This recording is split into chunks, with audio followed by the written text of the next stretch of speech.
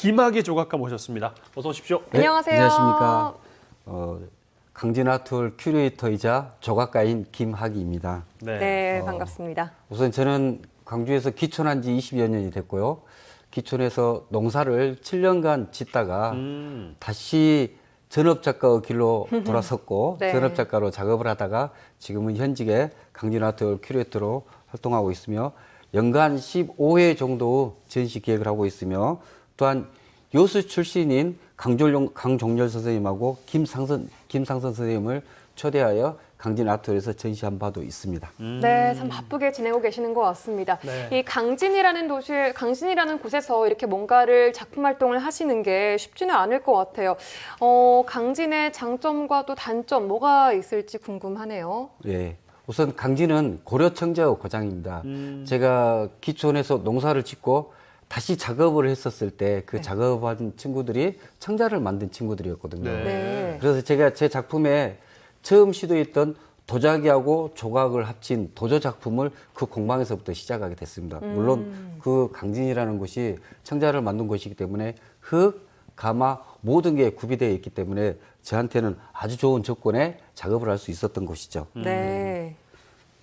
지역 네트워크 형성 같은 것은 좀 다른 지역에 비하면 약하지 않을까 생각도 들기도 해요. 어떠십니까? 인구가 3만 5천 정도 되다 보니까 작가풀이 인적 자원이 좀 적습니다. 그래서 네. 제 나름대로는 뭐 전시회도 많이 관람가고 하고 지역 작가들도 네트워크를 형성해가지고 꾸준히 노력하고 있으며 저희 작년 같은 경우에도 강진 미업을 만들어서 작가들 35명 정도가 활발히 활동하고 있습니다. 네, 네. 그렇군요. 작품들을 저희가 좀 살펴봤습니다. 다 보진 못했습니다만 뭐랄까 좀 여유가 있어 보이기도 하고 애잔한 마음도 좀 들기도 맞아요. 하고 보통 그 작품에는 작가의 삶이 투영되어 있다는 이야기를 많이 하지 않습니까? 실제로는 어떠신지요? 작가의 삶이 되게 힘들죠.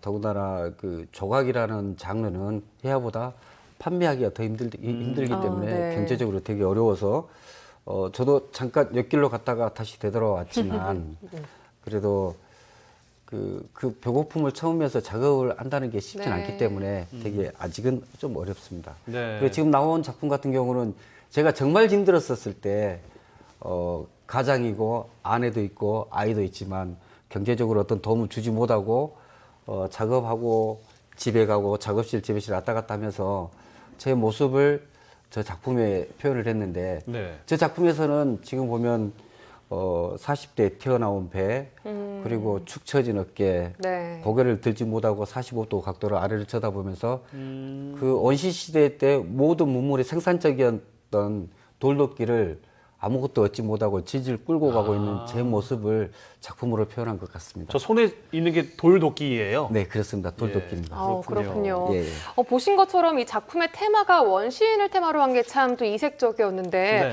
아까 소개한 작품 중 촌장 나들이라는 작품 속에 보니까 특이하게 원시인과도 자전거가 같이 등장을 하더라고요. 이게 뭐 원시 시대와 현대 약간 대비 같은 그런 개념인가요? 그 원시 시대에서 제가 현대 산업 사회를 바뀔 때 제 생각에는 자전거라고 생각을 했거든요. 그래서 자전거는 어떠한 그 물리적인 힘, 본인이 힘을 가해야 갈 수 있는 그런 거기 때문에 어떻게 보면 원시와 현대의 그 과정을 나타냈었고 네. 또한 저기 지금 작품의 촌장 나들이가 대부분 뭐 촌장이 남자로 생각하는데 여자로 촌장을 만들었거든요. 네. 여자 그 현대 여성적인 그 모습의 당당함과 그리고 또 뭔가 그 앞으로 출발을 하려고 하는 그런 포즈를 만들어서 제 작품을 구성하게 됐습니다. 네. 나들이가 촌장의 이름이에요? 아닙니다. 나들이는 어떤 그 놀러를 가거나 그랬을 때 네. 나들이 간다, 외출했을 때 나들이 간다 그런 뜻이죠. 네.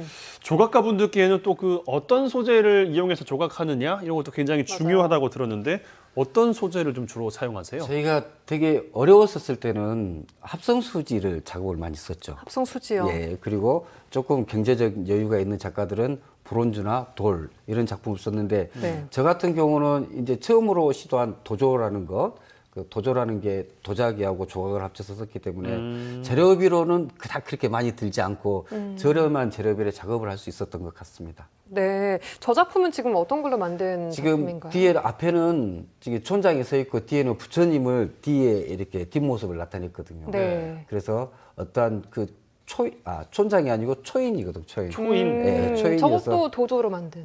저것은 합성수지로 만들었죠. 그러시구나. 알겠습니다. 쭉 작품들을 보고 있는데요. 이렇게 수많은 미술의 영역 중에서 굳이 작가님께서 이 조각을 난 해야겠다 이렇게 딱 특정해서 정하신 특별한 계기가 좀 있을까 궁금하기도 하거든요. 예. 제가 고등학교 때는 해화를 해가지고 서양학과를 가고 싶어 했습니다. 실은 아, 물론 그래요? 갔으면 네. 되게 지금 이 자리에 없을 수도 있었고 네. 그렇지만 제가 시험 보기 전에 입시에 친구들하고 약속을 했습니다. 제가 어떤 약속이요? 해학과를 떨어지면 전공을 바꿔서 조속과로 가겠다. 떨어진다면? 일단 떨어진다면. 회화과에 진학은 해보고 안 된다면 조속과로 가겠다. 예. 근데 떨어졌어요. 그런 사연이 있으셨어요. 예, 그래서 네. 친구들하고 아주 절친한 친구들하고 약속을 했기 때문에 네. 바로 전공을 바꿔서 조각을 시작하게 됐습니다. 그게 제 그러시군요. 작품 활동하는 사진들을 좀 만나봤는데 하실 때는 어떤 게 좀 힘드세요? 조각할 때. 해야 작품 할 때는 대부분 육체적인 노동이 물론 그분들도 굉장히 많이 고생을 하고 힘들게 작업을 하지만 네. 조각 같은 경우는 무거운 재료를 들다 보니까 육체적인 노동이 많이 크고 또 그 모든 것을 혼자 무거웠던 것을 혼자 다 해야 되기 때문에 그게 아마 제일 어려웠었던 것 같고 그다음에 경제적으로 힘들었을 때 재료비가 많이 들어간 작품을 했었을 때가 가장 어려웠었던 것 같아요. 경제적으로 조금. 예, 네. 예. 그 중에 혹시 가장 이 작품은 진짜 기억에 남는다 하는 작품 꼽으신다면 어떤 게 있을까요? 제작품 중에서 네네. 네. 제작품 중에서 가장 기억에 남는 것은 촌장 나들인 것 같아요. 아까 보여주셨던 예, 그 예, 작품이요. 제가 뭐라 말할까는 내 자신이지만 촌장 나들이는 저 아내의 모습을 나타낸 것 같아서 아내의 모습을 제가 어떤 경제적으로 못 도와줬었을 때 네. 아내가 모든 것을 해결해주는 고마움으로 그래서 촌장 나들이가 아직도 기억이 제일 많이 남습니다. 네. 강진에서 이제 활동을 지금 하고 계시고 광주에서 이제 귀촌하셨다고 표현하셨잖아요. 예. 지역을 다니면서 하는 작품들이 표출되는 건 확실히 다릅니까? 지역이 영향을 좀 많이 주나요? 그렇지는 않습니다. 이제 저 같은 경우는 재료 소재에서 조금 영향을 받았지만 네. 강진이든 광주든 소리든 작가들한테는 큰 영향을 미치지 않고요. 저 같은 경우는 강진에서 작업했었을 때 장점은 제가 힘들 때 어떤 그 지인들의 도움을 받은 게 장점이지만 또한 그 넓은 공간에서 마음껏 쓸 수 있는 그런 것이 시골에서 제약도 받지 않고 할 수 있었던 게 시골에서 장점이고 또한 지역 작가들의 네트워크가 형성이 좀 안 되고 네. 외부로 가서 작가들하고 만나야 되는 게 조금 어렵지만 그 나머지 것은 다 그렇게 어렵다고 생각하지는 않습니다. 네. 지금 강진 아트홀 큐레이터로도 활동을 하고 계신다고 아까 소개를 받았는데요. 네.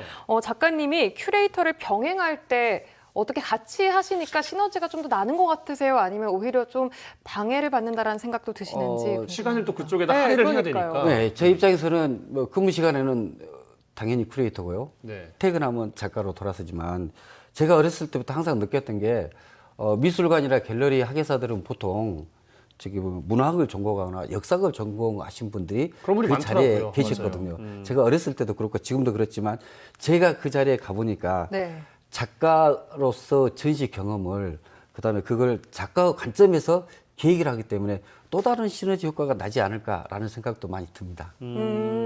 그럼 큐레이팅을 하시면서 전시를 기획하시면서 수많은 작가님 만나 오셨을 거잖아요. 네. 그중에 이 작가님 기억에 남는다 하시는 작가님도 있으셨을 것 같은데 어떠세요? 지금 여수에 계시는 강종렬 선생님 작품을 제가 기획했었을 때 네. 저희 아트홀 정관을 했을 때 선생님 작품 200호를 12점을 전시를 했거든요. 물론 소품도 했었지만 저희 아트홀에 들어와가지고 전시실에 들어왔었을 때 강종렬 선생님 작품을 이렇게 감상할 때 동백숲을 온 것 같은 느낌을 늘 항상 관람객들이 이야기하셨고 그래요.